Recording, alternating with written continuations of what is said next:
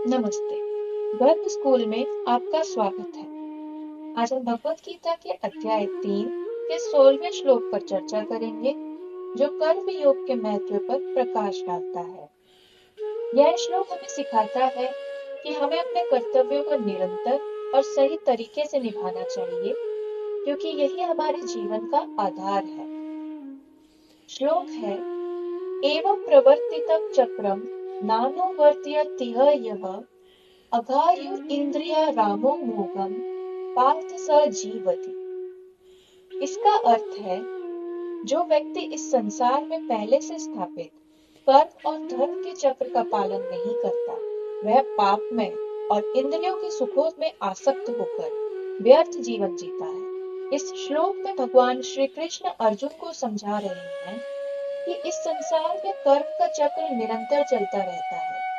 हर व्यक्ति का यह कर्तव्य है कि वह अपने निर्धारित कर्मों का पालन करे। यदि कोई व्यक्ति इस चक्र का पालन नहीं करता और केवल इंद्रियों के सुखों में लिप्त रहता है, तो उसका जीवन व्यर्थ होता है और वह पाप का भागी बनता है। एक कहानी सुनाती हूँ जो कर्म के महत्व को प्रकाशित करती है। एक समय की बात है, एक छोटे से गांव में एक बुद्धिमान संत रहते थे। उनके पास ज्ञान प्राप्त करने के लिए दूर दूर से लोग आते थे।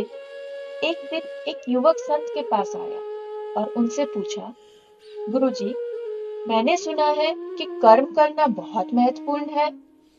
क्या आप मुझे इसका महत्व समझा सकते हैं? संत ने मुस्कुराते हुए युवक को एक छोटे से खेत में ले जाकर कहा, यह खेत तुम्हारा संसार है और हल हमारे कर्म है।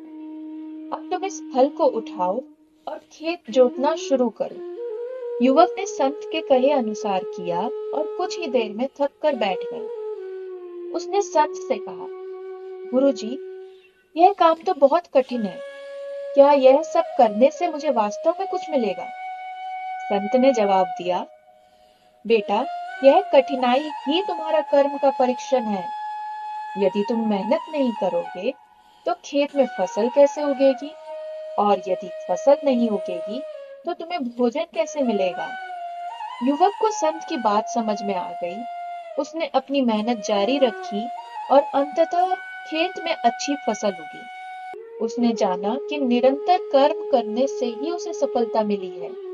इस श्लोक का संदेश गर्भवती माताओं के लिए बहुत महत्वपूर्ण है। गर्भावस्था के दौरान महिलाओं को कई शारीरिक और मानसिक चुनौतियों का सामना करना पड़ता है। इस श्लोक की शिक्षा उन्हें यह सिखाती है कि उन्हें अपने कर्तव्यों का पालन निरंतर करना चाहिए और अपने मन को स्थिर रखना चाहिए। आप अपने स्वास्थ्य पर ध्यान रखें और डॉक्टर की सलाह का पालन करें। संतुलित आहार लें और नियमित व्यायाम करें। मानसिक शांति और स्थिरता बनाए रखें और ध्यान और प्राणायाम करें। भगवत गीता का ये श्लोक हमें यह सिखाता है कि हमें अपने कर्तव्यों का पालन निरंतर और सही तरीके से करना चाहिए। कर्म का महत्व समझकर ही हम जीवन में सफल हो सकते हैं और शांति प्राप्त कर सकते हैं।